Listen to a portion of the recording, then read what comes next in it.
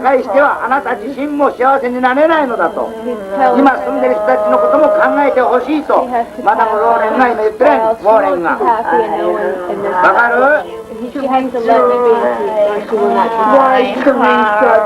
In the early 2000s, the Warrens took a trip to Japan to check out these haunted tunnels that a number of people have died in. But while they were there, they were contacted to perform an exorcism on a woman named Teresa. This footage is very creepy. Not only is it actual footage of someone that is possessed, but you can also hear the demon in her voice reaching out to talk to Lorraine. In this clip I'm about to show you, Lorraine is trying to reach out to Teresa and get her to fight back against the demon possessing her. Hear me? Teresa, you hear me. You understand me. Teresa, leave. Leave, Teresa. Leave, dear. Leave. I'm here to help you. I'm here to help you, Teresa. Things take a turn when Teresa starts speaking in English to Lorraine. I should note that Teresa didn't know English, so clearly it was the demon speaking. You see your mother? Go with your mother, Teresa. Go with your mother. Go with your mother. Go with your mother. See your mother? Do you see your mother? Yeah. Go with her. She sees her. Towards the end of the exorcism, Teresa starts lashing out towards Lorraine and others. We see her crawling around and growling like a demon and talking all raspy. I was here before.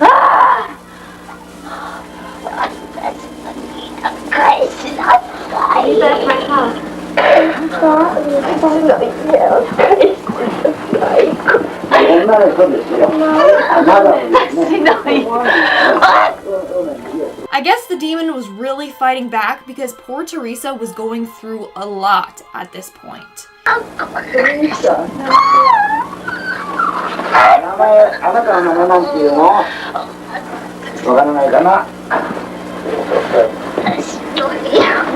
The footage ends with Lorraine once again telling Teresa to fight back against the demon. Hopefully they managed to complete this exorcism successfully. Now, I tried to Google this case, but unfortunately there wasn't much information out there on it, so we may never know. In fact, it was after this trip in Japan where Ed got really sick and his health started to decline. Maybe this demon had something to do with it. Moving on to number 4, we have Scotland's underground city. And if you guys are liking this video so far, then why don't you hit that like button? And today, there still are. They're still haunted. Yes. There are people like you that see them. But I've never seen them, but there are people that see these ghosts floating about. Mary King's been seen up here, and she's been seen down at the bottom. In 1996, Ed and Lorraine Warren visited Edinburgh in Scotland to investigate an underground city. The city was said to be haunted. In the video, you see an older tour guide telling them about the history of this underground city, how there used to be underground shops and stuff like that down there. At one point, he talked about getting bad vibes from being down there, and apparently Lorraine was sensing that as well. So that's when you get the funny feeling. I got funny feeling, all right. However, very bad feeling. One by one, they all died off until there was nobody left. It gets worse when he talks about how everyone died down there and there were just piles of bodies because there was no one left to get rid of them. Which is probably why the place is haunted. I mean, a number of people died there and didn't have a proper burial. Well, at one point in the video, Lorraine claims she hears a ghost walking by. Can't be. No. What are you hearing? Like the sound of people, of more than one person together walking by, and, you know, like heavy clothing rubbing against each other, that type of thing I could hear. I'm going home. And I could hear that, and I wondered, you looked, Frank, so I thought you heard the same thing. No, I didn't hear it. Yeah. That's not all. She started to pick up on another vibe. It feels like somebody's like squeezing your insides all together, actually. Squeezing the life right out of you. I have no clue how she wasn't scared to death experiencing all of that. Honestly, she was brave. It blows my mind. And at number 3, the effects of seeing a ghost. This 7-minute video features Ed and Lorraine Warren alongside a guest of theirs named Rod. Rod had seen multiple ghosts and has a discussion with the paranormal experts about the aftermath of seeing a ghost and how it affects one's life. He goes on to explain the intense sorrow that he felt after seeing the ghost, which just so happened to be the White Lady of Union Graveyard.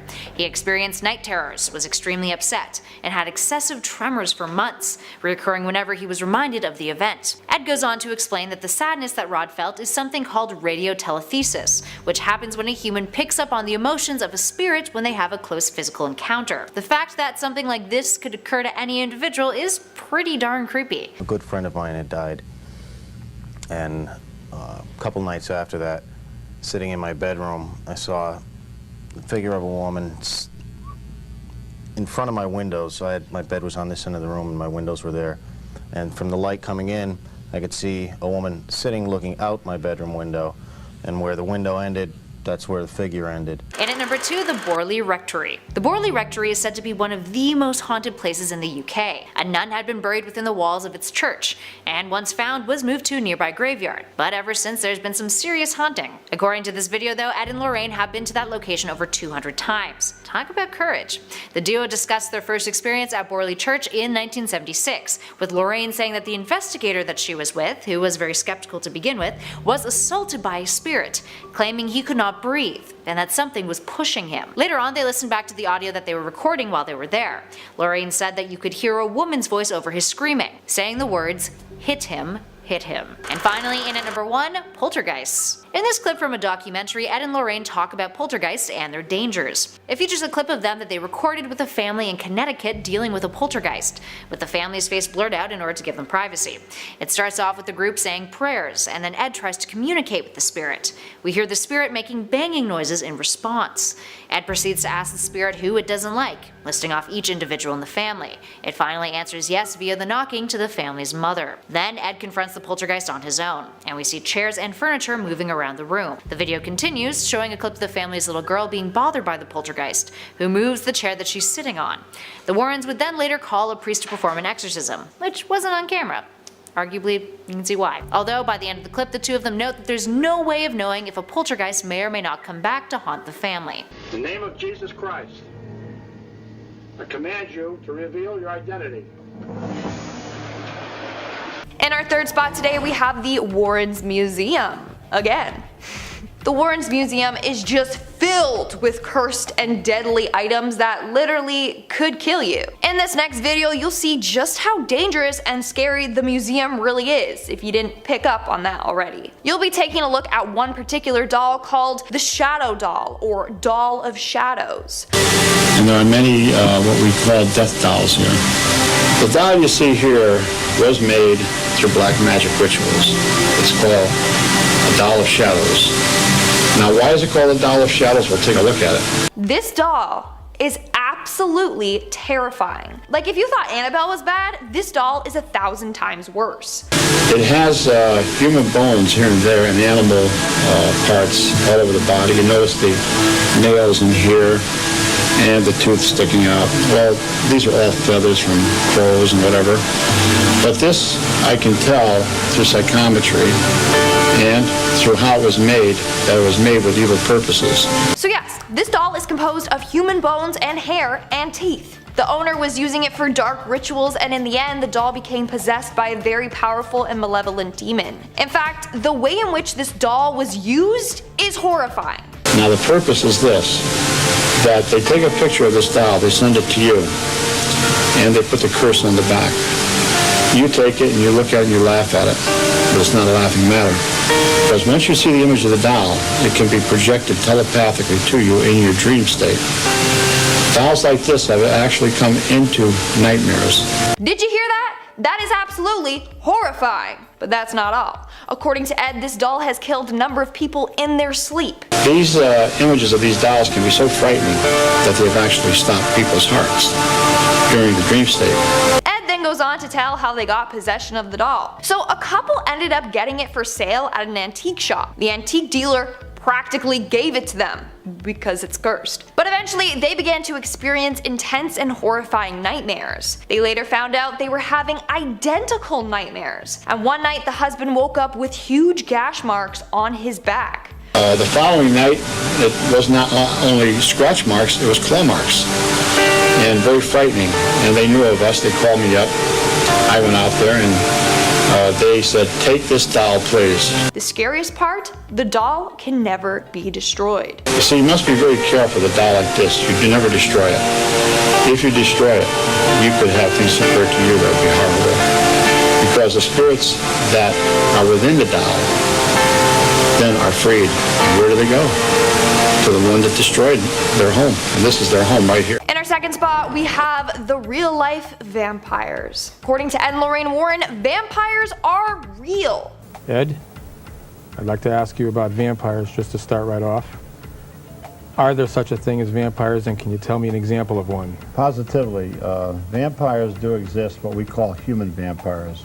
But they aren't like the stereotypical vampires that we see in movies that are all like, I want to suck your blood, you know, have big fangs and a cape, and they don't look like Edward Cullen, sorry. No, they talk about two different types of vampires. The first being someone that hallucinates and imagines themselves as a vampire and just kind of takes on that role. The other is demonstrated by the Albany case from 1953. Where the Calbani family had to open up a grave. And a family member had died, and they were saving a little money by digging the grave themselves. When they got down about 4 foot, they struck a coffin which shouldn't be there. It was their private plot. He goes on to say that the coffin was of antique nature. They opened it up, and there was a perfectly preserved man in there. And inside was a man about 45 years old. And he was fresh to the touch as though he had just been buried. That's not even the freaky part. So even though the plot was there, there's a law saying you can't exhume the body until you get a court order. So this process took about a week. And when they went back to the grave, the coffin and body had both deteriorated. The mother of the family went back and had the ground consecrated. And then they dug up the grave again, and this time, when they opened it up, inside was a corpse that looked as though it had been buried for many, many years, just a skeleton. The coffin itself had greatly deteriorated. This freaked everyone out. Newspapers got word of the story and it was in the headlines for weeks. People went wild and were like, this is a vampire. And they were right. According to the Warrens, the man in the coffin was a sorcerer and user of black magic and also a vampire. He had put himself into a catatonic state. He was alive, but just barely. Still alive, but I'm barely breathing.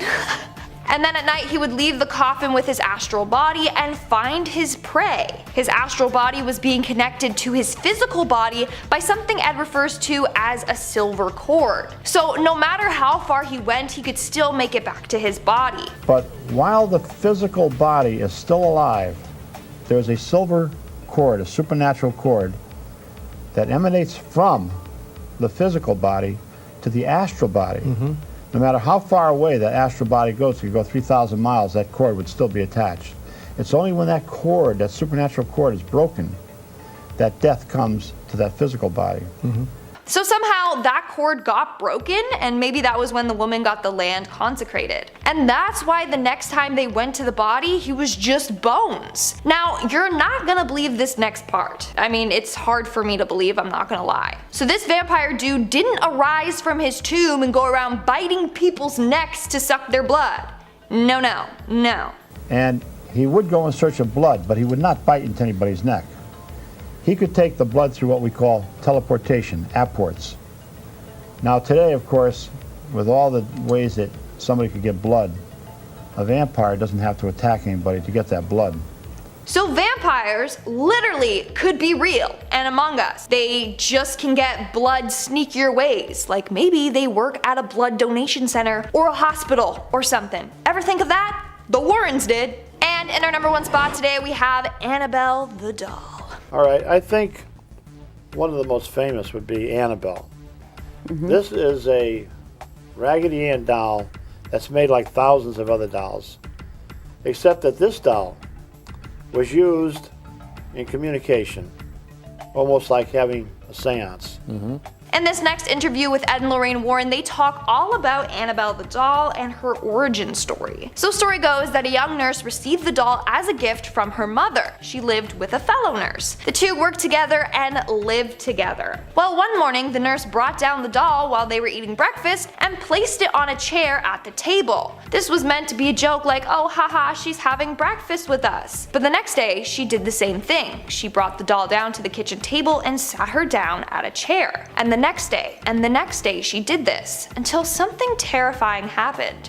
But the third morning, they're talking to the doll, and the arms of the doll are on the chair like this. Suddenly they went up and onto the table. Now this didn't frighten them. This intrigued them, to the extent that the one nurse said to the other one of the nurses knows a medium. Let's ask her about this. I'll bet you there's a spirit in that doll. That's what they did. And that was their first mistake. So they did end up taking it to a medium, and the medium informed them that a spirit of a 6-year-old girl who had died in a car accident on the road by their house was latched onto this doll. Surely enough, they searched this and a young girl named Annabelle did pass away in an automobile accident near them. But listen to what Ed says here. But God does not allow the spirit of a child to go into a doll. This was a demon who was posing as that little child to create sympathy to these two young women, which it did.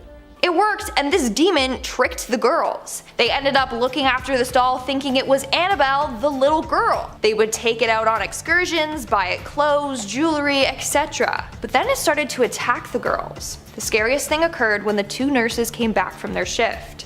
They'd come home after midnight, put the key in the door, unlock the door, and who do you think is standing there? The Raggedy Ann doll. Standing there. Now that doll has flimsy legs. You try to stand it up, you can't. Hearing Ed say this just sent shivers down my spine. Literally. Just imagine going home and seeing that doll standing perfectly upright. The doll later went on to attack one of the nurse's boyfriends by choking him out in his sleep. I dreamt that that doll was strangling me. He had marks on his throat. Was it psychosomatic?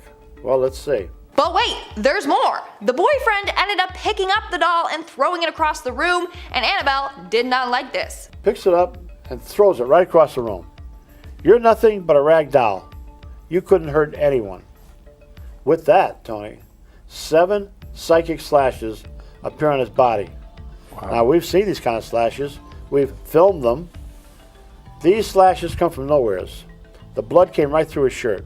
Then finally, Ed and Lorraine Warren got involved and took Annabelle to their museum. Starting off this countdown, we have the haunted house. In this clip, the Warrens talk about a haunted house that they visited and the creepy things they encountered while there. According to them, someone in the house was using an Ouija board and it opened up a bunch of doors to the spirit world, and that's how it got haunted. Plus, the house was 50 to 60 years old, and for some reason, ghosts like to haunt old houses. Communication, Tony. There had been doors open through Ouija boards. That's what I was wondering. But unlike most times, we do not condone the use of Ouija boards. Well, guess who was using the Ouija board? This girl, go down into that hatchway. It was horrible. Both Jennifer and I, at that point together, said, we cannot go. Then there was a boy, and the boy was 8 years old. Now that girl was coming over to care for that boy. So the young boy and his babysitter were using the Ouija board in the cold cellar and let the spirits into the house. So apparently back in the day, 3 women used to live in the house along with their mother. While they were living there, they were haunted by a ghost that was killed back in the day. They would see apparitions of this young girl smiling. At first, it was just the mom that would see the ghost, but then one of the other women started seeing the ghostly girl as well. In one case, she actually spoke to her. Then she actually walked over and sat on the bed.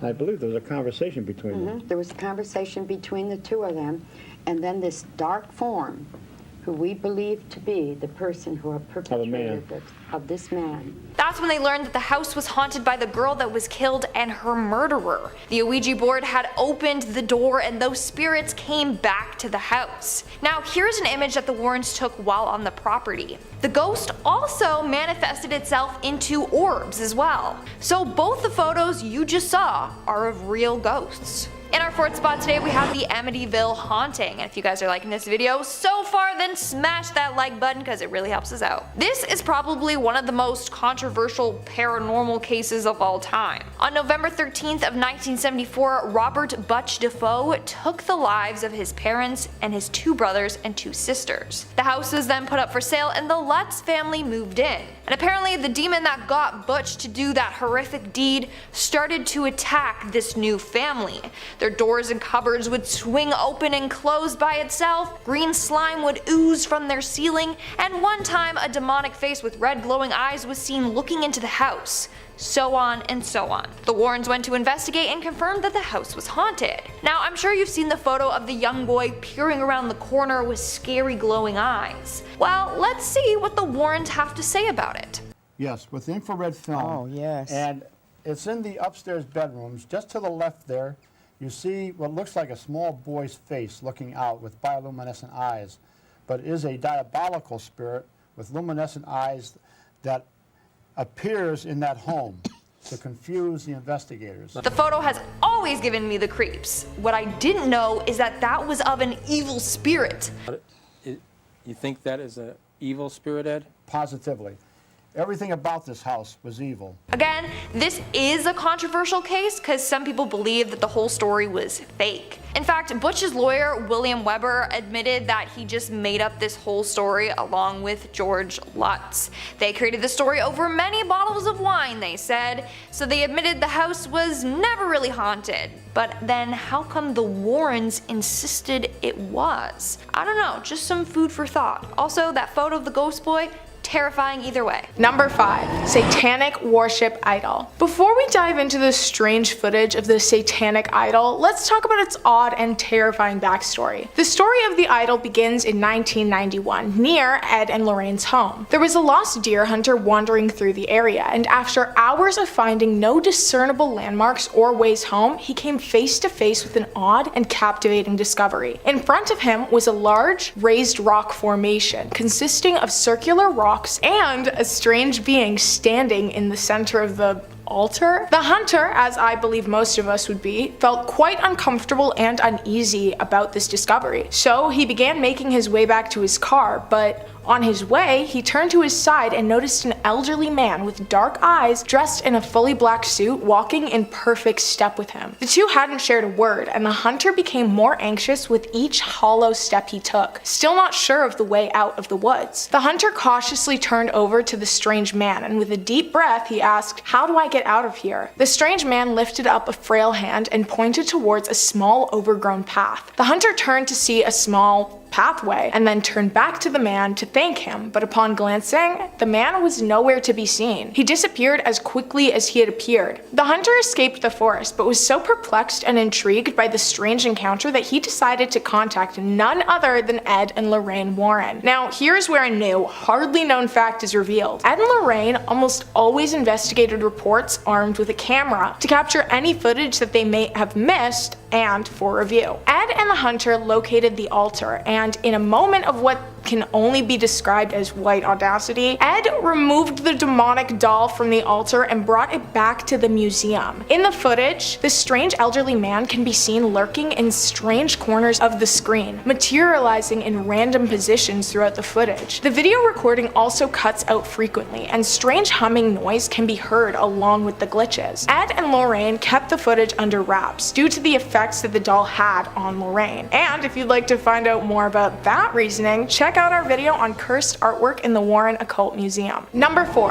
Snecketer House. The Warrens are famous for their home investigations of the Perron family, the Conjuring movie inspiration, and the Amityville home. But there's a less known, very well documented case that the pair also investigated, the Snecketer House. Carmen and Al Snecketer rented a home in Southington, Connecticut, but upon exploring the house, they encountered something that would have scared me out of there faster than light. The pair discovered discovered mortuary tools in their basement, tools that were used in the closed morgue that was in the basement of this house. The home was a funeral parlor. The only time living in a funeral home is acceptable is in My Girl. The couple began smelling rotten flesh, strong chemical odors throughout the house, and the water from the taps would randomly turn a deep red. Their sons were plagued by visions of ghosts and other strange entities. The ghosts became aggressive towards the family, and that's when they decided to call the Warrens for assistance, scared for their lives. The Warrens showed up, filming. They documented several apparitions. Lorraine reported feeling several supernatural entities, all who were filled with vengeance and bouts of pain. The Warrens deduced, within the same visit, that they believed the morticians would participate in horrendous, actually unspeakable acts with the deceased bodies brought into the home. Ed and Lorraine ended their investigation very quickly. In the tape, it's reported that the Sneckaders repeatedly asked for sound advice on how to deal with their issue, but sadly, no footage beyond their questioning has been released. The Warrens' advice to the family remains a complete mystery. What do you think their advice would have been? Number 3,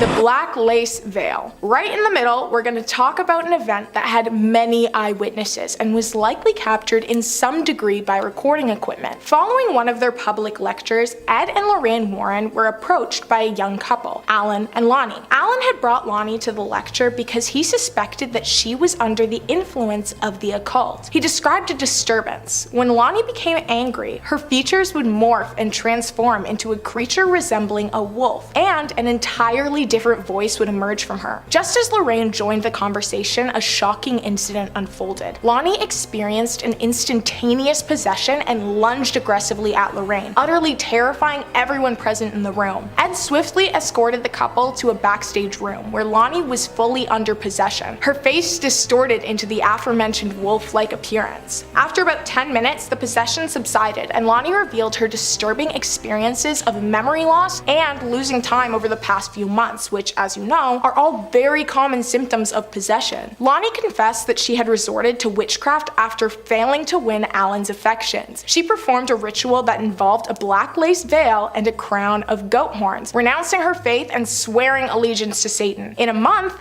Alan began showing interest, but the demonic entity had gained entrance into her life. Ed knew that Lonnie needed an exorcism and contacted a priest who arrived the same day. During the exorcism, the entity within Lonnie screamed in protest, but was eventually separated from her, vowing to return to another. The Warrens took the black lace veil, goat horns, cup, and conjuring book for safekeeping to prevent repossession. However, the story of the veil didn't end there. Months later, during a meeting with another woman who manifested multiple personalities and inhuman entities, her gaze landed on the black veil. She clutched it, her features transformed, and she became an inhuman spirit. Ed, armed with blessed water, banished the demon a second and final time. Both of these events are said to have been captured on a tape recorder, as the Warrens frequently recorded their lectures. Number 2, the Japanese tunnels. Among the many accolades and achievement in his career before he was a ghost hunter, Ed Warren was a veteran of the U.S. Navy and served in the Second World War and spent a good amount of time stationed around Japan. As such, from a young age, he developed an interest in Japanese folklore and the yokai and spirits that go with it. So naturally, they had to take a trip out east to go investigate some spirits there. They took a trip to Nagoya to investigate an apartment building that allegedly was being haunted by the floating head of an ancient samurai warrior. That's unnerving. I've heard of headless ghosts. I've even heard of nearly headless ghosts. But I think this is the first time I've heard of a ghost that was just a head. I think that honestly might be way scarier, just seeing a head like floating around down a hallway, but that's just me. Now, this wasn't the sole focus of their journeys though, they had more going on. The two of them also sought out an exploration of Japan's haunted tunnels, a tunnel where 200 people were allegedly buried alive after an avalanche during a typhoon trapped some 200 souls inside and made the tunnel their grave. Local reports would claim that the people would hear the screams of the damned late at night. So Ed and Lorraine visited it, and they both said it was terrifying and claimed that walking through it was freezing, the coldest thing either of them had ever experienced. Ed said a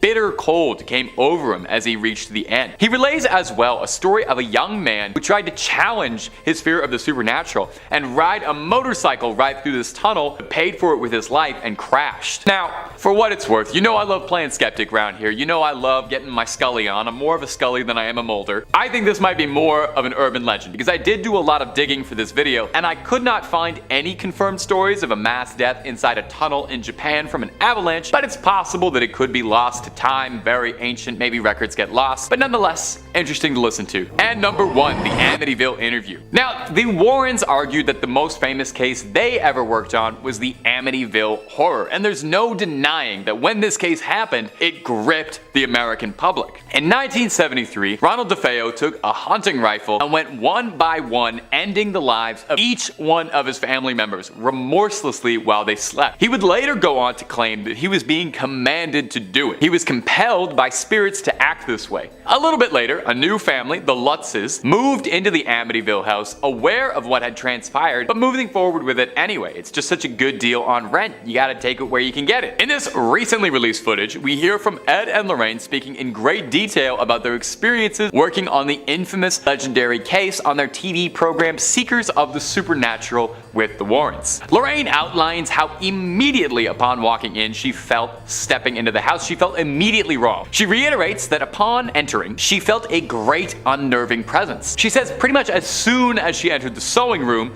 she turned to the homeowner and said, "I hope this is as close to hell as I get." That's raw. The sewing room allegedly is where a focus of the haunting was, where the hundreds of flies apparated, where the spectral voices were heard telling people to get out. They speak as well of how they brought a reverend with them in the investigation who felt a physical slap in his face walking in. And if you're looking for more details about the Amityville case, the movie from the 70s and the movie with Ryan Reynolds, both pretty good retellings of the story. Ed goes on to address allegations that the Amityville case was a hoax, saying he offered a $3,000 reward for anyone who could prove to him that it was faked. Later in life, the lawyer representing Ronald DeFeo claims that the entire haunting story was a concoction he made up with the Lutzes over a bottle of wine in an effort to get a retrial for his client and drum up a bit of book business for the Lutzes. No word if he ever ended up getting $3,000 out of Ed. So whether or not the story really happened is one thing, but I think we can all agree the folklore that has come out of it is interesting enough and is a definitive part of the greater American mythos, this classic haunted house story. And it's entertaining nonetheless. Number 2, the haunted pearl necklace. The haunted pearl necklace is also referred to as the pearls of death. This jewelry's effects are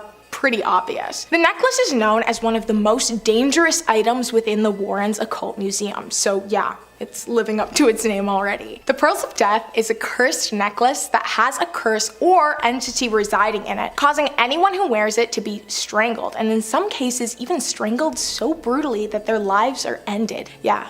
Death by a necklace. I'm starting to rethink my stance on that gorgeous blue diamond necklace. If you know, you know. It's an inside joke. Only my faves know what I'm talking about. One of their former owners commonly reported being choked while wearing them, even waking up with red marks on her neck after sleeping in them. The pearls are also extremely difficult to remove. Well, they're difficult to remove from the living. Ed and Lorraine Warren kept these pearls heavily guarded and surveyed, and if you're like me, the word surveyed raises excited alarm bells. That's right. Within the museum, several security cameras are placed, which not only protect the artifacts, but also monitor any strange activity. In one surveillance clip, which was privately distributed by an anonymous source who had regular access to the museum, revealed a myriad of strange activities surrounding the pearls. The video captures the pearls vibrating ever so slightly before a small light emanates from them, and a dark shadow quickly shifts towards the ground, as though it was water flowing out of the pearls. These events repeated night after night, typically around 4:24 a.m., with the effects being weaker the further away they get from the stated time. Whether Ed and Lorraine were aware of the footage being leaked to a select group of people, they never addressed it. They didn't even deny it. I suppose they figured ignoring the footage completely would decrease the interest in it, and hey, they were right. I'd never heard of it until now. Number 1, White Lady of Union Cemetery. You guys know how I feel about the naming. Come on, be more creative. The White Lady, guys, just please try a little bit harder. Anyway, the White Lady is the name of the ghost that haunts the Union Cemetery in Connecticut. The legend surrounding her origin varies, but there are several points that consistently align to create an accurate backstory. She's thought to be the ghost of Harriet Seeley, who searches for her deceased son throughout the graveyard. It is also widely agreed that she wears a bright orange dress. Now,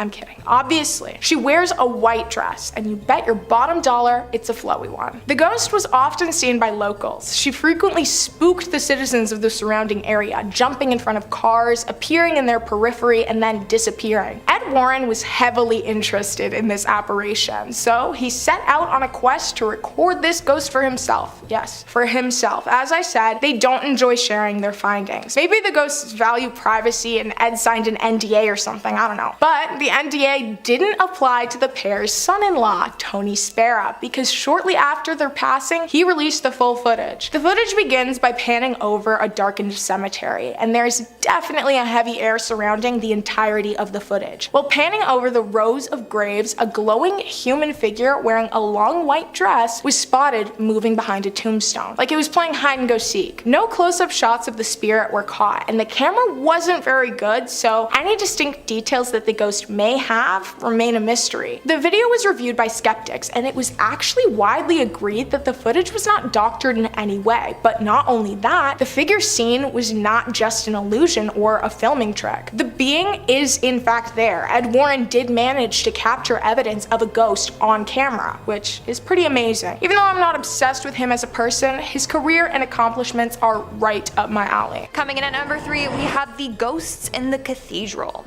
No, if you look at this slide now, I want you to see, don't point it out to them. Don't do that. Let them see where the man is. There's a man, he's right there in that picture. I mean, the camera zoom in kind of points out where the ghost is, but if you didn't see it, that is a real life ghost that the Warrens managed to catch on film. Here's a close-up of it if you didn't spot it. When there he is, see right in the corner, and you see him, and that's in the cathedral. Now remember that the cathedrals, well, buildings in the United Kingdom are extremely old. So I clearly see a man in a suit. Hopefully you all see that too. According to the Warrens, tragedy took place in the church and a number of spirits haunt the church. They didn't go into great detail, but back in the day, people actually got burned alive in this church for being part of different Scottish clans, and now their souls haunt it.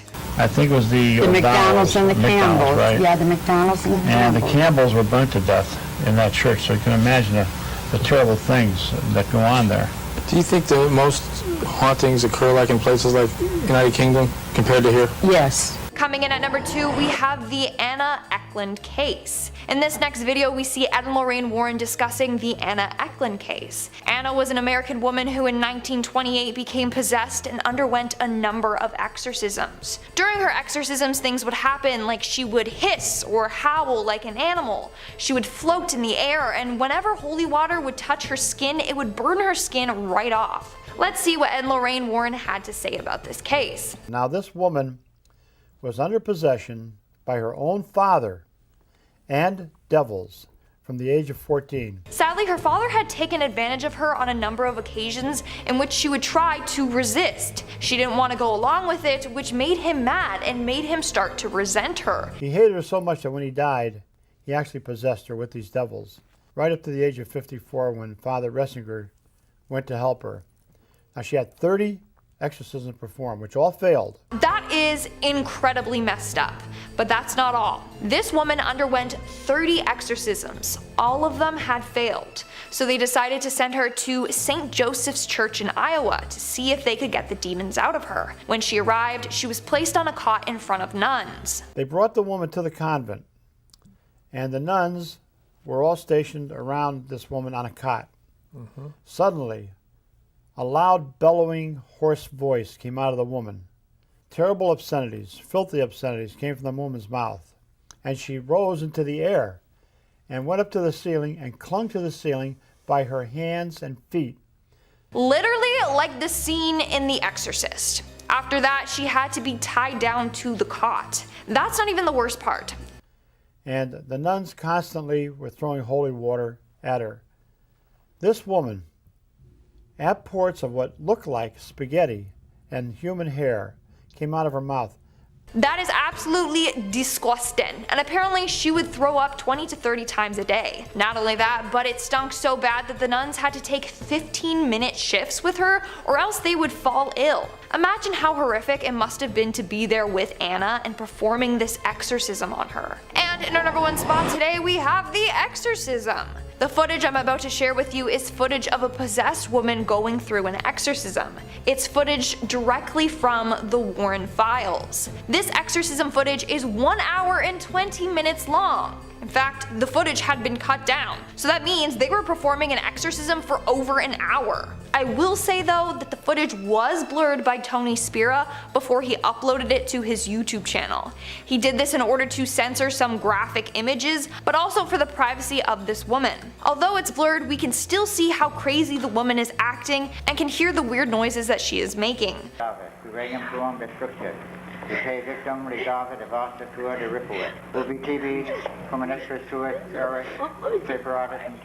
So you can see the woman trying to fight back against the demon that is possessing her, and she's crying out in pain from having this demon fighting to stay in her body. Find the picture of Michael. Are you alright? She says he's over there. The devil? So in the footage you can see Tony Spira holding the poor woman as the demon was controlling her. She can't speak, but she's trying to do so. All that's coming out is gasps for air. But at one point she points beyond the camera, and Tony knew that the demon was in the room with them and was situated right where the woman was pointing. It gets even creepier when everyone in the room starts chanting along, trying to get this demon out of her, while Tony holds her head up still. Holy Mary, Mother of God, pray for us sinners now and at the hour of our death. Amen.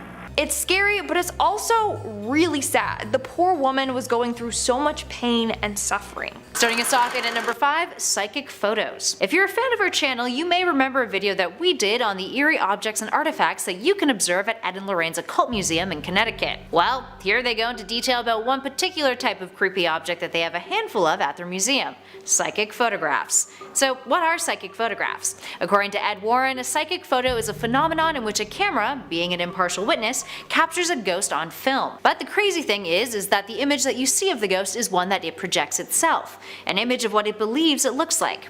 This clip explores how exactly that happens, and the Warrens describe instances in which they've witnessed spirit forms appearing beyond the physical eye.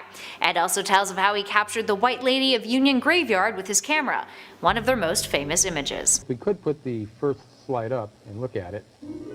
Wow. Well, there you're seeing your stereotype ghost. Look at the appendage-like arms and legs. You know, when you see these little cute ghosts that are painted and drawn on Halloween, this is your stereotype ghost right here. And at number 4, the Amityville house. This piece of footage, published by Mysterious World, features Lorraine Warren retelling her experience at the Amityville house. The Warrens in the past had gone to the famous Amityville house. It's one of their most famous cases. It's the place in which a man named Ronald DeFeo Jr. shot and killed 6 family members of his in 1974. And a year later, a new family, the Lutz family, had moved into the residence, only to be terrorized by a violent demonic presence.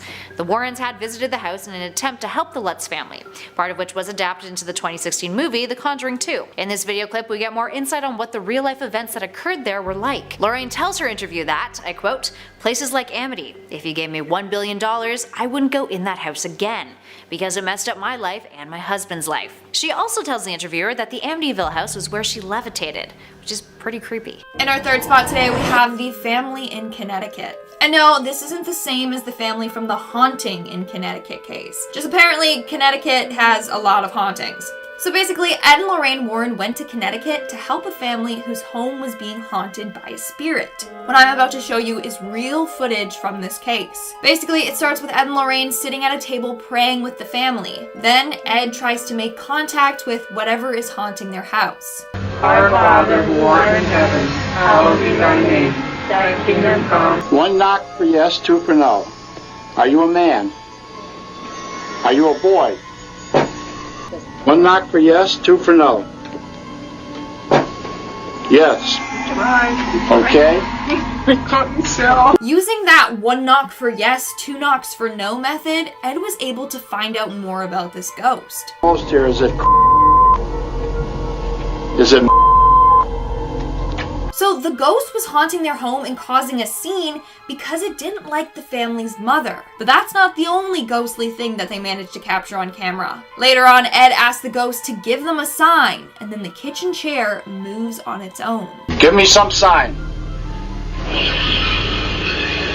Is that you moving something? Give me some sign that you're here. I command you to reveal your identity.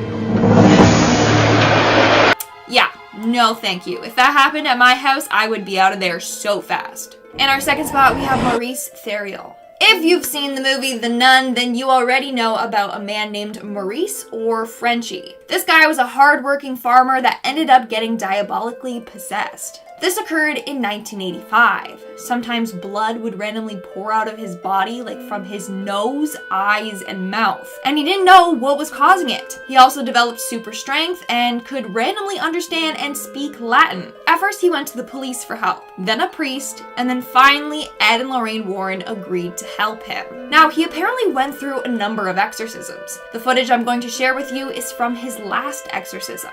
So the footage starts off with Ed asking Frenchie to lift up his shirt. Apparently, random crosses would show up engraved in his skin. At the front. Feet up in the shoulder? Yeah. Move, yeah, you're in the way, right? Yeah. Okay.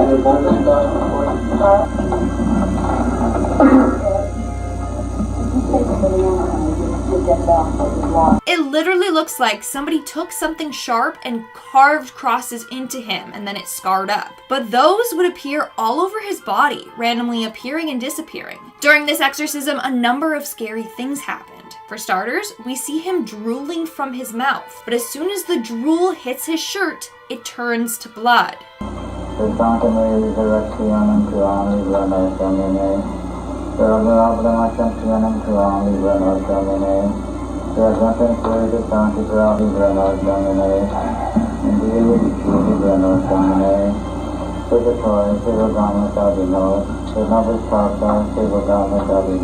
Then, at one point, we see Frenchie hunched over in pain. This is apparently because spirits enter people through their solar plexus.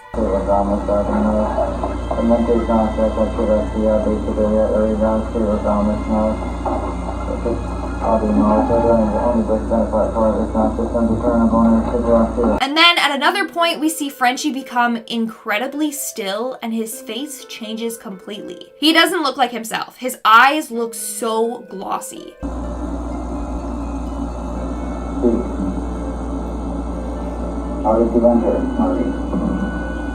And lastly, we see a cut randomly appear on his forehead and start to bleed on its own, out of nowhere.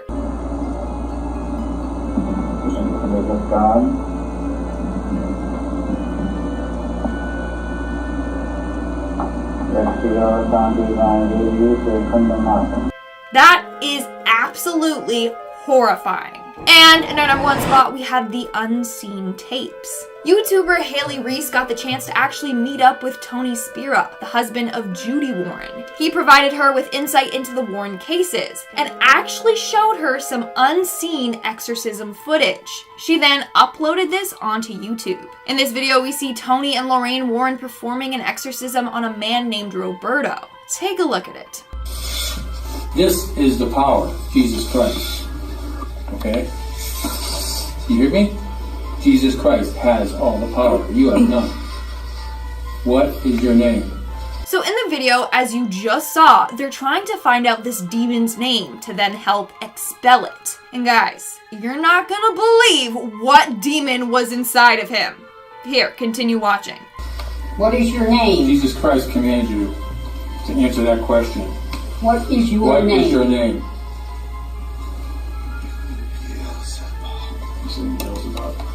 Beelzebub? Is that what you're saying? Beelzebub? This dude was possessed by Beelzebub. When I heard that, I literally got shivers down my spine. Like, holy. So for those of you that don't know, in Christian texts, the name Beelzebub is often associated with the devil himself. They would alternate between using this name and Satan. He is considered one of the 7 princes of hell, and he is associated with the sin of gluttony. In other texts, he's described as the lieutenant of hell. He's second in power to Satan. It's crazy, but hold on. He wasn't just possessed by Beelzebub, but by other entities as well. What other entity is inside you? God is commanding you. In the name of Jesus Christ, and all the saints, and all the martyrs, and all the angels command you to answer that question. What is it? Abaddon.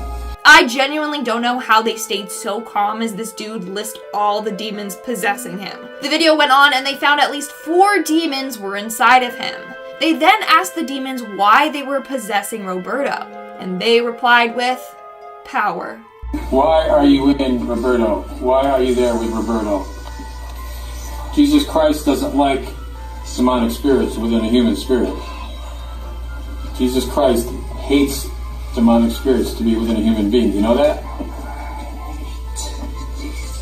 You hate Jesus, huh? I don't know about you, but that creeped me out. It is terrifying. Starting off this countdown, we have the ghost in the photographs. In this footage, we see Ed and Lorraine Warren discussing a number of cases where they caught photographic evidence of ghosts. The show was hosted by Tony Spira, the Warrens' son-in-law. The first case they talk about revolves around a woman named Gail Martin, who we also see here. Basically, Gail moved into a house and for the longest time, nothing spooky happened. Then one day, she was out digging in the backyard and gardening. Her husband took a photo of her doing so, and when it developed, you could see a white silhouette of a ghost. Years ago it was taken. There it is. Okay, here it is, Tony.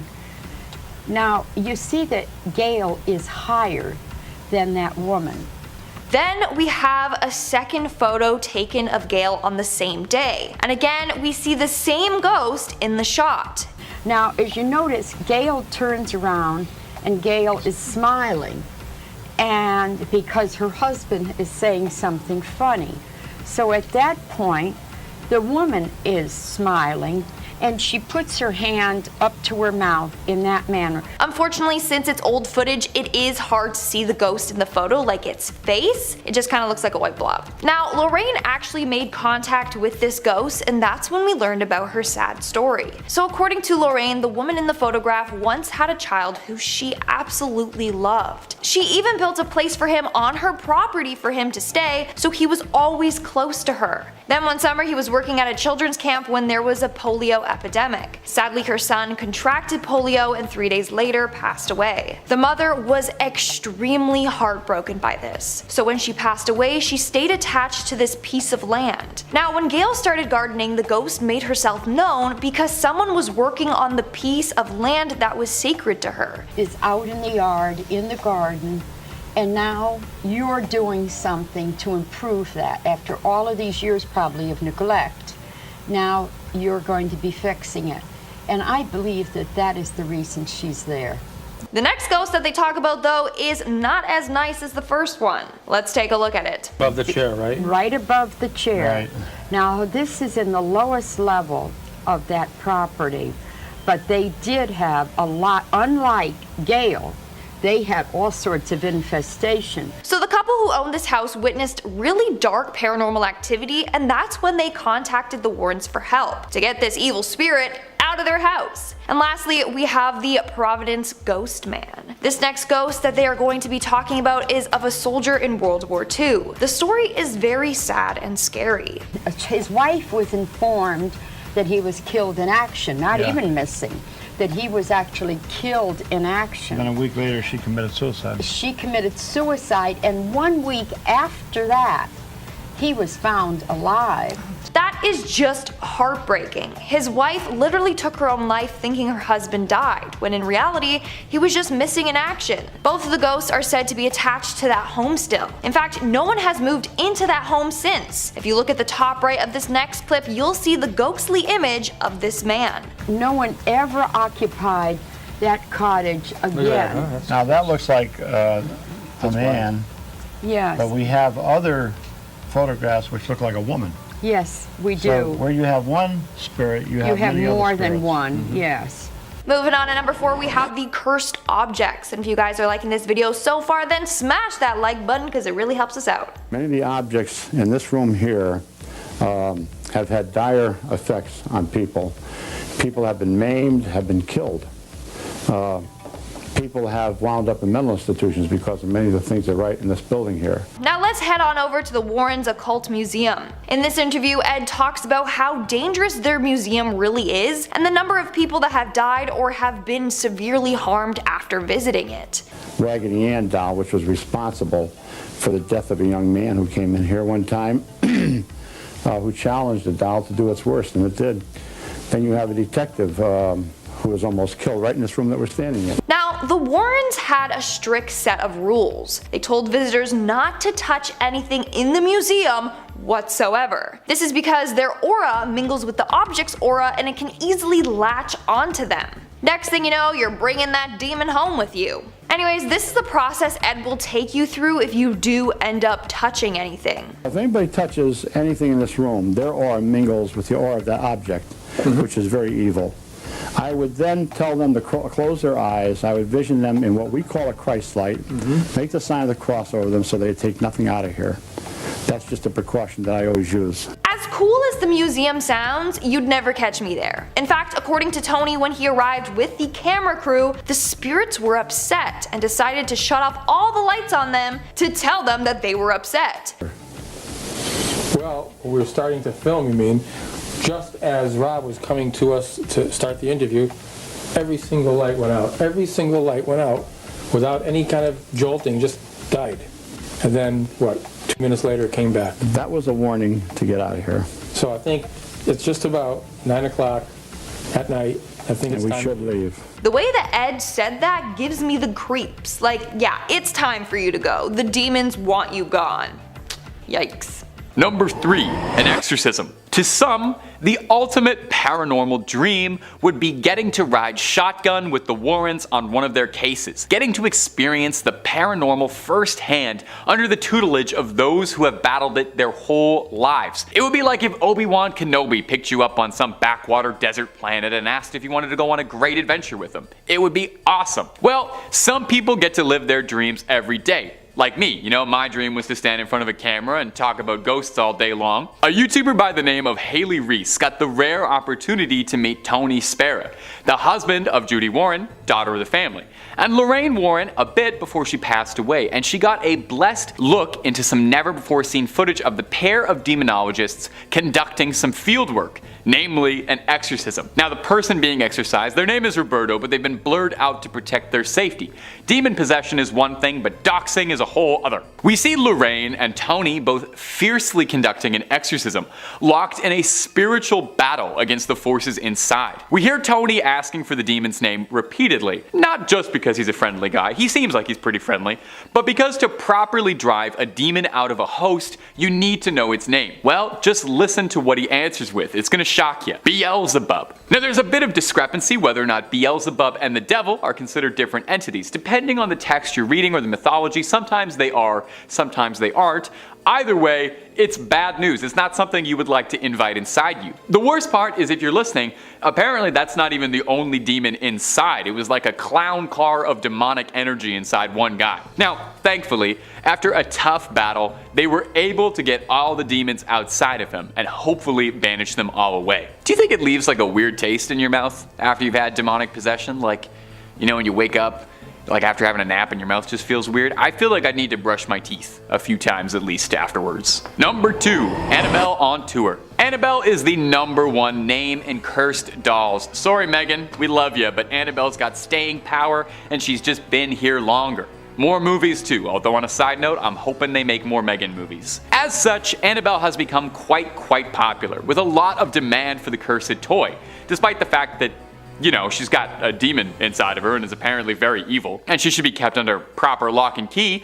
Did you know that there was a significant enough demand for Annabelle that she tours? Yeah, you heard me right. Annabelle tours. And you know what? I think that's great. Girl, get it. You gotta get that bag, you know? The movies made you a star, really propelled you to the world stage. It would be a shame to keep you locked up in Connecticut when your fans are waiting. A recent clip made the rounds on TikTok of a paranormal investigator, Eric Vital,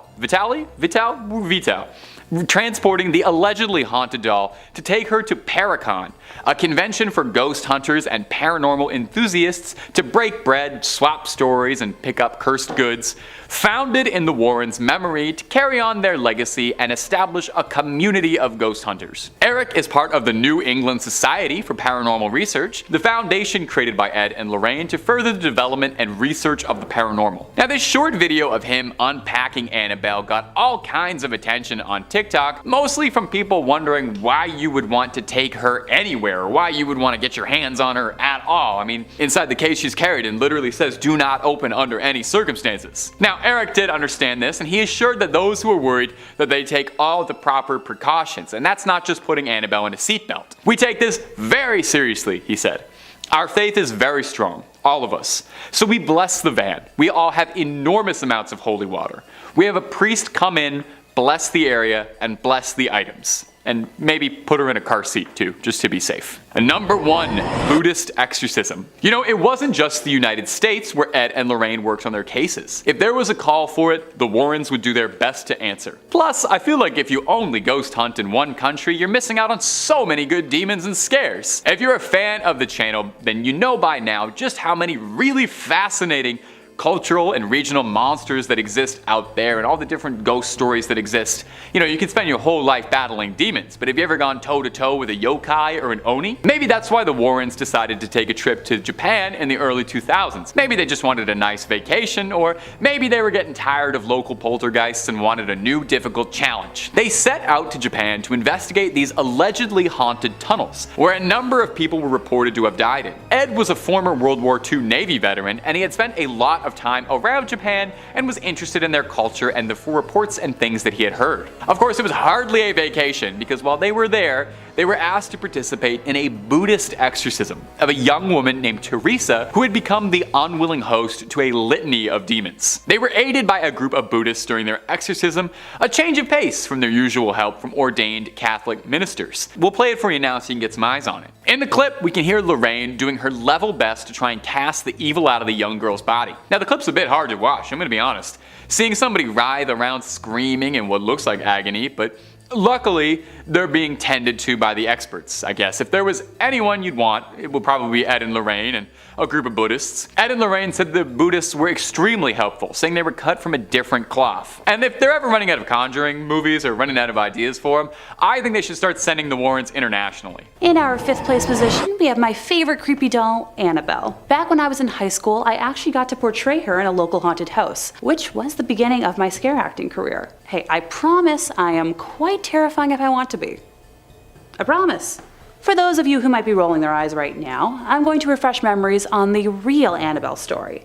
So feel free to cozy up and listen. Donna and Angie were student nurses and good friends who had decided to room together while in school. And for Donna's 28th birthday, her mom had gifted her a very large Raggedy Ann doll, something she was thrilled about. Personally, I'd react the same way. Let the record know that I'm always down to accept gifts of dolls or plushies. Soon after adopting the precious doll, Donna started to notice some weird behavior. She would leave Annabelle in her bed every morning behind her locked bedroom door, seating her the same way with her arms and legs crossed, and would come home at night to Annabelle having moved rooms and in positions that weren't possible. She's described a few instances of the doll kneeling, and speaking from experience, stuffed dolls can't kneel without falling for more than a few seconds. Donna and Angie then started finding notes left throughout the apartment, written on parchment paper in red pen, 2 things they didn't own. When Donna's boyfriend Lou started criticizing the doll, unexplainable handprints and scratches began appearing on his body. And that's when the girls made the decision to call a priest, who then brought in the Warrens. They were able to calm down the entity enough to remove it from the home and transport her to their museum, where she resides to this day. Now, the footage I'm talking about here is from the visitors who have visited Annabelle in her current residence over the years. If you look closely, you can just see the energy that's alive in her. Also, if she was never removed from her box until like the last few years, how is she able to change position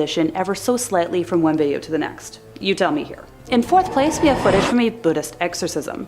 Known as parita, which can be translated as protection or safeguard, it refers to the Buddhist practice of reciting certain verses and scriptures in order to ward off misfortune or danger. The practice of reciting or listening to the parita suttas began very early in the history of Buddhism. The Mahavamsa contains the earliest historical reference to this practice, describing how Upatissa I instructed monks to recite the Ratana Sutta throughout the night during a period when Sri Lanka was afflicted by plague and diseases. In the Pali literature, these short verses are recommended by the Buddha as providing protection from certain afflictions. The belief in the effective power to heal or protect of the Sakakariya, or asseveration of something quite true, is an aspect of the work ascribed to the parita. It is also widely believed that all-night recitations of parita by monks bring safety, peace, and well-being to a community. Parita discourses can be recited at events like a funeral or on the death anniversary of a loved one, and can also be recited to placate antagonistic spirits. In 1987, Ed and Lorraine took a trip to Japan to offer their expertise in some cases that were ongoing in different parts of the country, with one of their stops being to a Buddhist temple. Describing everyone they encountered as lovely, Ed and Lorraine were shocked when they came upon not one, but two people under possession. Ed described one as being under the influence of a snake demon, as they slithered around the floor constantly with their tongue darting in and out of their mouth. The possessed people were blindfolded, so the demons couldn't witness the rites, as the Buddhas went through the rituals and chanted around them. After the spirits were cast out, a bonfire was built to help guide them towards the afterlife. The footage we see is from a later round of prayers, which was held because one of the sets of spirits refused initially to depart from her attached soul. You can hear Lorraine attempting to guide the spirit out with the aid of a translator, coaxing Teresa to go on to the light and fly away, that her family was no longer here. In third place, we have the elusive White Lady of Union Graveyard. Some believe she is Harriet Seeley, whose young son passed shortly after being born, and Harriet herself passing soon afterwards. Legend believes she may have died in hopes of finding her son, and still wanders their final resting place searching him out, while others believe she is the ghost of a woman from the 1940s who killed her husband and later herself and is doomed to wander the graveyard. You tell me which one you believe. Her physical description is the one thing that remains consistent. She is a young woman wearing a white dress with dark hair. Thank goodness I'm not wearing white today. It seems as if she enjoys scaring the daylights out of the living, which, hey, my kind of gal. Many who have witnessed her believe they have almost hit her with their vehicle, only to find no trace of her once they pull over, while others claim they have often seen her hovering slightly above the ground around the cemetery, going back and forth amongst different gravestones. In 1993, local firefighter Glenn Powell received a call about a transformer explosion and drove to the scene of the incident with a police officer and observed a female driver following closely behind him on the road. He remembers the night sky had turned pink, my favorite color, and the explosion emitted large amounts of electricity that had made the hair on his arm stand up at a close distance. Glenn was driving along the road beside the cemetery when the officer seated next to him yelled, "Watch out!" In the middle of the road was a woman with, you guessed it, long brown flowing hair and wearing a white Victorian nightgown. Glenn described seeing a surprised look on her face before slamming on the brakes, but was unable to avoid hitting her, describing it like hitting a brick wall, with the back of his truck flying into the air and the policeman next to him being launched into the dashboard. The driver behind him jumped out of the car and helped the two men search the area of the crash to check on the woman. Glenn is quoted as saying, "There was no red bodily fluids, there was no clothing, there was nobody, there was nothing." Located in Connecticut, Lorraine used to often take walks through the cemetery, saying that it was one of the most haunted places around. Ed caught the White Lady on camera on September 1st, 1990 at 2:40 a.m., his 7th night in a row of filming at the cemetery, determined to have footage as proof, and we can show some of that footage to you now. He described dark figures surrounding her, shapes that he said were wood ghosts that seemed to jump on her while they all argued. Number 5, Annabelle. Well, it just would not be the Warrens without Annabelle. She's easily the most famous thing in their collection, and let's be real, she's probably one of the most famous dolls on the planet. You know, Barbie, Annabelle. Do you ever wonder if they ever thank her for all the good publicity she's given them? By now, I'm sure if you're watching this video, you know the story of Annabelle, the haunted doll that they kept captive, but I'll run it by you again in case you don't. It was given to a nursing student as a gift from her mother, and within days, things started getting scary. Notes would appear around the house scrawled in red liquid that read out terrifying messages like, "Help me." Allegedly lunged at the girl's boyfriend one night, and well, after a doll comes alive and lunges at you, you call some help. And then Ed and Lorraine were called in to exorcise the demon inside Annabelle. In the end, they keep her locked up very tight, surrounded by rosaries and holy water to ensure the demon inside can't harm anyone anymore, and they keep her locked up except when they wheel her out for publicity events and take her to conventions. While Annabelle has enjoyed quite the career as a movie star, the real Annabelle is locked away to keep the evil dormant. In this footage, we're treated to some up close and personal glamour shots of Annabelle in the flesh, or stuffing, I guess, locked tight in her cage. The footage comes from Tony Spera, the son-in-law of Ed and Lorraine Warren, who's gonna get mentioned a whole heck of a lot in this video. He takes us on a brief tour of the museum, getting a real up close to it. Even through a YouTube screen, you can feel some evil radiating off this doll. Now sadly, if you're a big Warren superfan and you want to go check out the museum, unfortunately it's closed right now, but they are hoping to reopen it. So one day Annabelle can get back to scaring her fans in person like she always has. When I said before that they take her out to conventions, that wasn't just me being snarky, it's real. She just recently was at the Warrens Paracon, the convention dedicated to supernatural hunters of the paranormal. You can line up, take a photo with Annabelle. I'm not sure if I'd take a selfie with her though. I don't know. It might look good on a Tinder profile, maybe? I'm not sure. And if you're looking for way more Ed and Lorraine content, true tales of terror, fake fibs of frauds, cryptids, ghosts, ghouls, goblins, aliens, pretty much anything scary under the sun and above it, well, you already know Top 5 Scary is the place for that. Make sure you stay subscribed. Please ring that little bell to the side so you get all of our videos when they upload. But do that at the end of this video, okay? Because I got 4 more pieces of Ed and Lorraine footage coming up for you right now, baby. Number 4, the museum tour. Now, if you wanted to go to the world's foremost collection of haunted relics and cursed objects, there's probably no storeroom full of curses more than the legendary collection of the Warrens' Haunted Museum of Souvenirs. Now, like I said just a second ago, the museum is currently closed as of the writing of this video, but they are trying to reopen soon. You know, cross your fingers. But in the meantime, you can take a digital tour, as this footage posted by the Warrens' son-in-law, Tony Spera, shows Mr. Warren giving a guided tour of some of the more unique haunted artifacts resting in the Connecticut garage. Now the full video, definitely worth a watch if you're a big fan of the Warrens, since it's as close as you'll be able to get to walking around the museum these days. It's a full half-hour long of old Ed going into grand detail and recounting some stories about some of their more notable and famous cases. Shoutouts include the witch Hannah Cranna, an old Connecticut legend, or the Conjuring Mirror, which might sound like it has something to do with the movie, but very confusingly refers to a case where someone used this mirror in a ritual to try and summon a demon, a different demon. Ed talks briefly on some of their many cursed dolls and toys, such as a dinosaur from the Devil Made Me Do It case and film, and of course, no visit to the Warrens Museum would exclude Annabelle. She's the star attraction of the place, probably what keeps the lights on for so long. She's shown under a tight lock and key, and Ed goes over the history of how they brought her in, and he touches briefly on the containment protocol for her, how she has to always be locked up in a storage box behind glass, surrounded by rosary beads and doused in holy water, in an effort to keep the vile spirits tucked away. A small question: if a spirit is so powerful and malevolent that it's got this unspeakable ancient evil that attacks humans, wouldn't it be stronger than a pane of glass? Wouldn't it be stronger than a thin little thing of glass? I guess it's a doll, but I didn't think the solution to ultimate evil was to just put like a fence around it. That's what you do when like a dog is getting into stuff that you don't want them to get into. You just fence them out a bit in the backyard. Dogs, haunted dolls. Okay. Number 3, the Shadow Doll. And coming in at the number 3 spot for today is going to be this footage of the Shadow Doll. When you first enter the Warrens Haunted Museum, be it digitally or physically, one of the first things you'll see is this frightening little doll, affectionately dubbed the Shadow Doll. The Shadow Doll, that's fun to say. It's made of bird feathers and real human teeth. Lovely, those are some of my favorite ingredients. Now, it's currently owned by Tony Spera. He offers a bit of insight into the doll's history, saying it was originally acquired at an antique shop where it was sold with the owners of the shop completely oblivious to the doll's cursed energy. I don't buy that at all. What do you mean oblivious to the doll's cursed energy? Somebody came to you and sold you a doll made of bird feathers and human teeth, and your first instinct wasn't to douse the thing in holy water and kerosene for good measure? I know pawn shops ain't exactly the classiest place around, but you gotta have some standards, right? You gotta be able to recognize evil. There are very few dolls with human teeth that aren't evil. Spera claims the doll has an insidious curse inside it. Oh, wait, no, sorry, the Warrens weren't insidious. Anyway, the curse says that if you take a photograph of the doll, and when it develops, you write a curse that you'd like to inflict and then send it to your victim. The person who then opens the envelope and sees the photo of the doll will invite the curse into your home. The doll is also capable of some dream magic like Freddy Krueger and can even stop your heart while you're asleep if Mr. Warren is to be believed. And I know what you might be thinking. Did you just curse all of us by showing us this footage and pictures of the doll?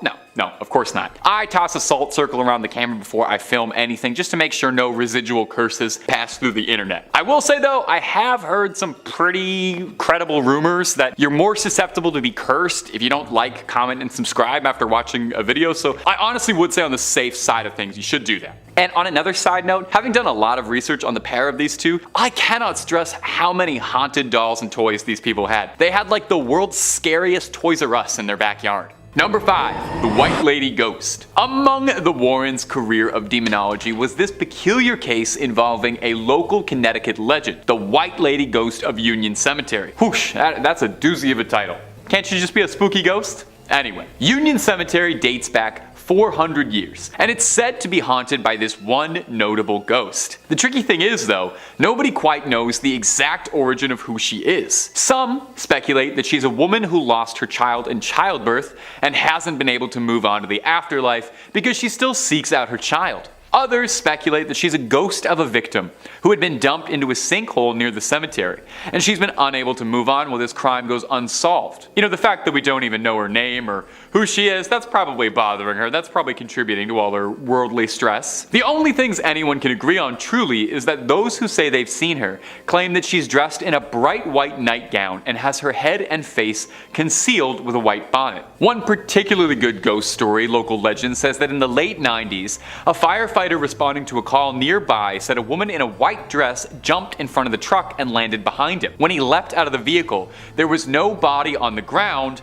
but a dent in the hood. Naturally, such a popular local ghost story caught the attention of Connecticut natives Ed and Lorraine Warren, and this never-before-seen footage was released by Tony Spera, their son-in-law, and it's Ed filming the cemetery looking for proof of the White Lady. We'll play some of it for you now so you can get your eyes on it and you can try to make out what's happening. Ed Warren claims that in the footage you can see the ghost walking behind him in the shadows and turning to look at him. Lorraine Warren once said this evidence was so important that it had to be locked away to be studied by the New England Society of Paranormal Research. And I don't want to pop anyone's balloon here. It looks to me like they locked it away because it's not really that impressive. I personally couldn't really see anything in this, but let me know down below if you think this is smoking proof of a ghost walking through the graveyard, or if it's just some blurry lights through the fog. And if you're looking for more ghost videos, stories about Ed and Lorraine, hauntings, possessions, exorcisms, and basically anything freaky, Top 5 Scary has all of that and then some on top of it. Click through, subscribe, and like, and I am certain you'll find something to suit your fears. Stay scared. Number 4, the museum tour. If you want to go to the world's foremost collection of haunted relics and cursed objects, there's probably no room more affected by evil than the legendary collection of the Warrens' Haunted Museum of souvenirs from their case files. Now, sadly, as of this recording, the museum is currently closed down and hopefully reopening someday soon, but in the meantime, you can take a little digital tour. As this footage posted by the Warrens' son-in-law, Tony Spera, shows Ed Warren giving a guided tour of some of the more unique and memorable haunted artifacts resting in that Connecticut garage. Now, the full video is definitely worth a watch if you're a fan of the Warrens, since it's about as close as you'll be able to get to walk around the museum these days. It's a full half-hour long of Ed Warren walking around, going into grand detail and recounting some stories about their more notable cases. Some shoutouts I'll include real quick include the witch Hannah Cranna, an old Connecticut legend, or the Conjuring Mirror, which might sound like it has something to do with the movie series, but actually refers to a bizarre case where someone used the mirror in a ritual to try and summon a demon and ended up inviting a poltergeist into his house. Ed talks briefly on some of their favorites, their cursed dolls and toys, such as a dinosaur from the Devil Made Me Do It case, and of course, no visit to the Warrens Museum could possibly exclude mention of Annabelle, who's basically the star attraction of the place and Probably why anyone knows who the Warrens are and what keeps the lights on for so long. Annabelle is shown under a tight lock and key as Ed goes over her history of how they brought her in and first found her and how they eventually contained her. He touches briefly on her protocol, how she has to always be locked up in a storage box behind glass, surrounded by rosary beads and doused in holy water in an effort to keep the evil inside of her tucked away. And just a quick little small aside here from me. If a spirit is so powerful and so malevolent that it's able to possess a doll and contain unspeakable evil and attack humans, how is it thwarted so easily by a little bit of glass? I mean, I guess it's still a doll, it doesn't get demon strength, but I didn't know the solution for dealing with demons is the same way you deal with like a dog that's being kind of troublesome. You just put something around them until they can behave. Anyway, moving on. Number 3, driveway alien. Ed and Lorraine Warren got involved in all sorts of things. It's said that they've tussled with vampires, with werewolves. Now, we don't have it on 100% authority that they ever encountered aliens, but they definitely could have. They researched everything. So let's take a look at this weird video of what looks to be a visitor from another world touching down on the driveway. You wouldn't expect aliens to make first contact in Colorado, but hey, here we are. In this video, we can see a really scrawny little creature walking up and down Vivian Gomez's driveway. The creature had people talking because, well, take a look at it. Just what is it? It almost looks like it's got giant ears flopping around when it moves, and I'm not gonna lie to you, it reminds me a lot of Dobby from Harry Potter, so maybe he just got a sock and he's just celebrating his happiness and he's excited to be free. The woman whose driveway caught the security footage, one Vivian Gomez, had this to offer when she posted it on Facebook. So I woke up on Sunday morning and saw this on my camera, and I'm trying to figure out what the heck. First, I saw the shadow walking from my front door, then I saw this thing. Has anyone else seen this on their cameras? The other 2 cameras didn't pick it up for some reason. Sadly, her security camera only films for about 10 seconds or so, so this is the only footage that she was able to capture of this mysterious driveway creature. Gomez clarified for everyone that whatever it was wasn't her son. Okay, we weren't thinking that, but now we're definitely not thinking that, because she doesn't let him out by himself that late, although that opens up a lot of questions. She saw something strange running around her driveway at night and considered the possibility that that might be her son. Like I said, I'm pretty sure the most likely possibility is that this is a freed house elf excited for the future, or a very confused alien. Could be an alien that just touched down. Maybe a Terminator traveling through time. That's why it looked naked. Gang, you let me know what you think what this mystery monster could have been down below. Number 2, Jharkhand. Coming up next is a clip out of India that went viral last year and captured the attention of paranormal enthusiasts, alien hunters, and skeptics alike. I like when you can get everybody all in together and like that. You see something weird on camera, we're like, is this an alien? Is this a ghost? Is this a demon? I'm not sure, but let's all take a look at it. A strange humanoid-like figure was spotted walking across the road in India, confusing everybody. Whatever it was filmed walking alone steadily on a bridge at night in Jharkhand in eastern India, staggering around through the night. Now the thing looks human, and my brain initially is like, yeah, that's a human. But the more you look at it, the more you start to wonder if maybe, just maybe, this might have crawled out of something. This creature is gangly, and it has these long arms and long pale white skin and very skinny, and it looks like something out of Silent Hill. Motorcyclists were swerving out of the way of this figure, which stops and stares at them for a bit before continuing to stroll onwards. Now naturally, this got people talking, because it's not every day you see a terrifying pale figure like that. More than a few people suggested that it could be an alien walking around the streets at night, explaining why it seems so confused. Others suggested that it could be a ghost, which would be pretty spooky. I would say it does seem like it's physically present. It seems like it's physically on the road, so I'm not 100% that it's a ghost. And finally, there's the realists, who have suggested that this could just be someone who had a long night and is lost and on all the substances right now, just trying to get a good night's sleep. As far as I know, no one has cracked this case, certainly not Ed and Lorraine Warren, so we may never have a satisfying answer. And number 1, the Buddhist exorcism. It wasn't just the United States where Ed and Lorraine Warren worked on their cases. If there was a call for it, the Warrens would do their best to answer. Plus, I don't know, I feel like if you only hunt ghosts in one country, then you're missing out on just so many good demons and ghosts out there. If you're a fan of the channel, and I hope you are, then you know by now just how many amazing, interesting regional monsters, myths, and cryptids there are all over the world. You could spend your whole life battling demons, but have you ever gone toe-to-toe with an Oni or a yokai, something like that? Well, maybe that's why the Warrens decided to take a trip out to Japan in the early 2000s. Maybe they wanted a vacation and a change of pace, or maybe they were looking to challenge themselves. They set out to Japan to investigate these allegedly haunted tunnels, where a number of people were reported to have died in. Ed was a World War II Navy veteran and had spent a lot of time around Japan and was fascinated in their culture and the things that he had seen while stationed there. Of course,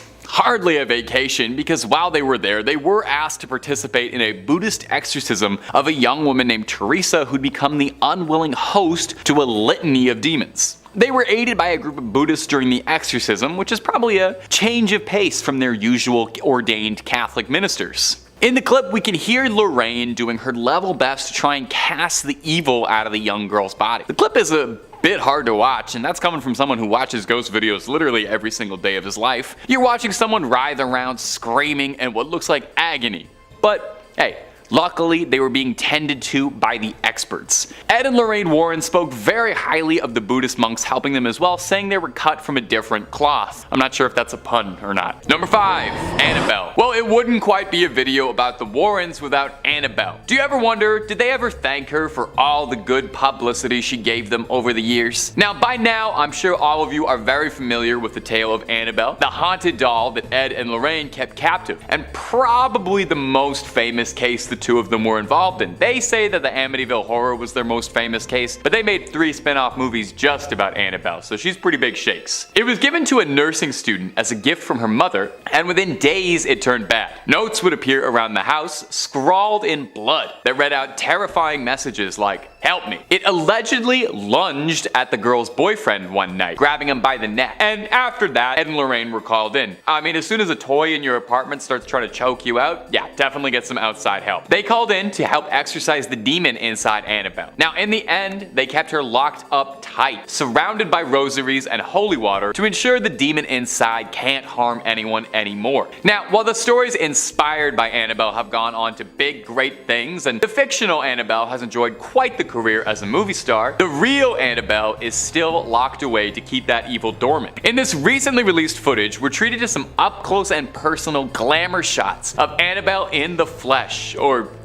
stuffing, maybe? Locked tight behind her cage. And this footage comes to us from Tony Spera, the son-in-law of Ed and Lorraine, who's taken it upon himself to maintain their legacy on his YouTube channel. If you're a big Ed and Lorraine fan, go check it out, because there's hours and hours of stuff to work through. He takes us on a brief tour of the museum, but gets up close and personal with Annabelle herself. Even through a YouTube screen, you can almost feel some evil energy radiating off this doll. Now, sadly, the Warrens Museum of the Occult is currently closed, so you can't visit Annabelle right now, but they're hoping to reopen it one day soon, so Annabelle can get back to scaring her fans in person like she always has. She makes convention appearances, did you know that? She just recently was at the Warrens Paracon, the convention dedicated to supernatural hunters of the unknown. I'm not sure if I personally would take a selfie with Annabelle. I wouldn't want to ruin her photo like that, unless I could guarantee she'd look really good. I don't want to offend her in any way. I try not to upset any cursed dolls. And if you're looking for way more stories about Ed and Lorraine Warren, true tales of terror, fake fibs of fright, ghouls, goblins, cryptids, aliens, true crime, basically everything scary under the sun and above it, Top 5 Scary is the only place to be. Stay subscribed, stay scared, and don't miss a thing. But let's keep going, because we got a whole lot more video to go through. Number 4.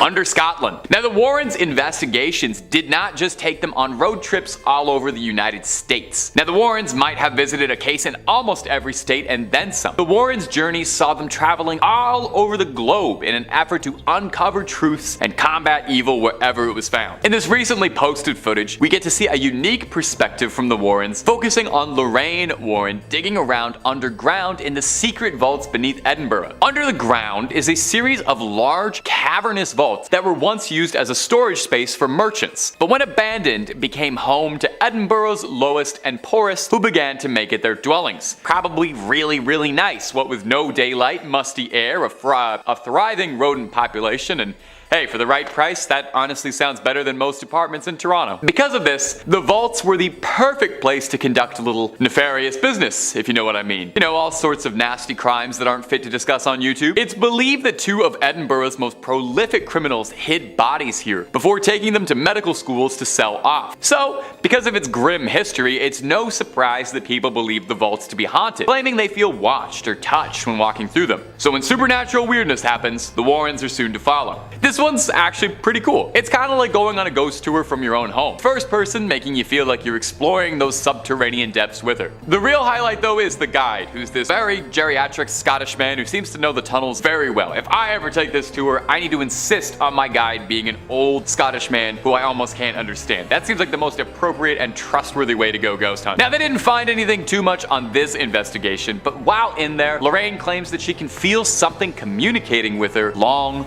ago. Could it just be the spirits from long ago, or radio feedback? Let me know in the comments. Number 3, the Donovan Poltergeist. Now, our next entry is going to cover the Donovan Poltergeist, an often forgotten case in the Ed and Lorraine Warren oeuvre. In this clip, moderator Tony Spera, he's coming up a lot in this video, mentions that Ed has told him that on a scale of 1 to 10 for demonic intensity, I love that you can rank demonic intensity like that, the Warrens found this case to be a 10. Now, I gotta ask, if it's so intense, I wonder why it's not more well known, but maybe they're keeping it hush-hush because this is going to be the plot of Conjuring 4, so I'm giving you the spoilers right now. The Donovan Poltergeist case was in West Hartford, Connecticut, when a young girl had come into possession of a Ouija board, one of the most haunted Hasbro products ever released, alongside the game Sorry. Ed briefly talks about how people can be so dismissive of Ouija boards. I mean, imagine who would be so dismissive of Ouija boards. Don't know anybody like that. And Ed mentions that although they may seem innocent and unbecoming like a children's toy,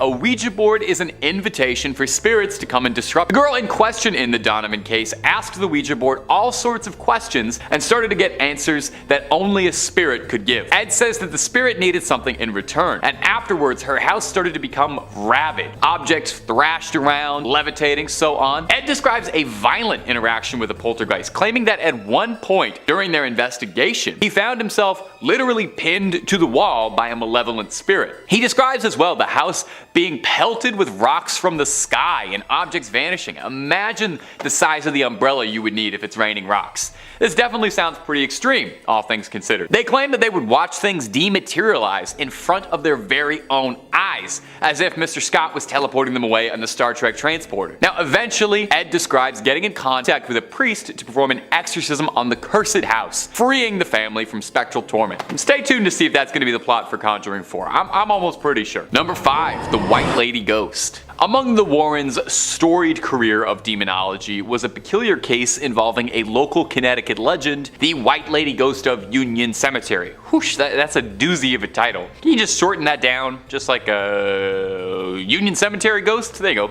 3 words. Anyway.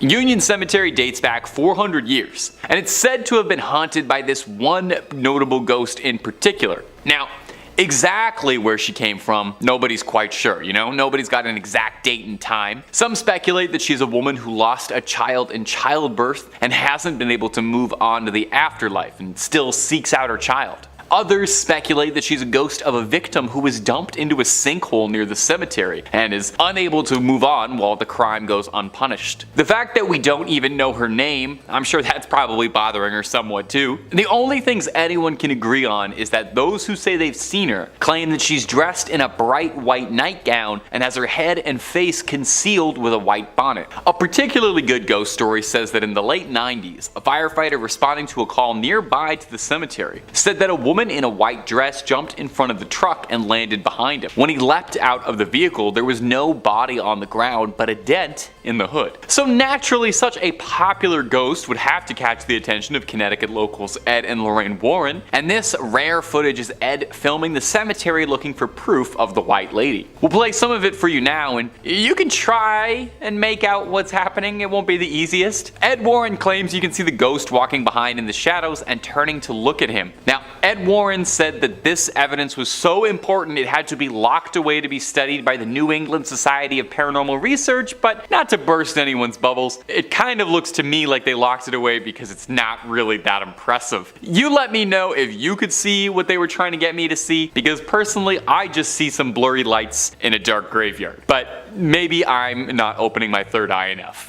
If you're looking for more ghost videos, stories of the Warrens, hauntings, possessions, exorcisms, and a whole lot more, Top 5 Scary has all of that and then some. So click through, please subscribe, please ring that little bell so you don't miss a single one of our videos, but do that at the end of this video, okay? Because I got 4 more Ed and Lorraine Warren stories coming up for you right now. Number 4, Ed Warren invoking a spirit on camera. Coming up next is this video uploaded by Tony Spera, the Warrens' son-in-law, on his personal YouTube channel. If you're a fan of the Warrens and you're not already, I would recommend subscribing to Tony Spera. He puts all sorts of Warren related clips up on the channel and it's fun. Now, it's hard to say much about this particular video because it was uploaded without a whole lot of context. The video doesn't really mention a date, a location, or a case, or anything else like that. It's a bit troublesome because the Warrens have said to have worked on hundreds of cases over the years, so this could be any one of them, or maybe it's just one of the lesser, less exciting cases that got pushed to the side. They can't all get made into movies, Now,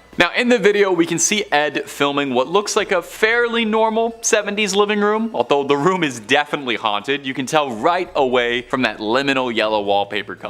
You can hear Ed Warren yelling out the name of Jesus Christ in an attempt to provoke the spirit into appearing. It's said that during an exorcism, to get a spirit or a demon or a ghost to reveal itself, you need to invoke the name of Jesus Christ, put a little fear of God into him. After about a minute of some serious invoking, it seems like Ed is finally getting through to the spirit because we see the table and chairs slide across the ground as if they're being pushed backwards by some incredible invisible force. Now, we don't really see anything more exciting or spiritual than the chairs and tables getting pushed, but that's pretty exciting nonetheless. There's not a ton of footage from the Warrens while they were, working the field, so it's pretty exciting to see whenever we get opportunities like this though. Of course, I do hear you saying this could just be faked. So is this the footage of a ghost caught on camera, or is this nothing more than a faked video to drum up some attention back in the day, like an original CGI hoax video on TikTok? Number 2, Scotland City under the city. Now, the Warrens' investigations didn't just take them on cross-country road trips to the United States. The Warrens visited a ghost in almost every state they claim, and then some. The Warrens' quest saw them traveling all over the globe in an effort to uncover truths and combat evil wherever it was found. In this recently uncovered footage, we can see a unique perspective from Lorraine digging underground in the secret vaults beneath Edinburgh. Under the ground is a series of large, cavernous vaults that were once used as a storage space for merchants, but when abandoned became home to Edinburgh's poorest,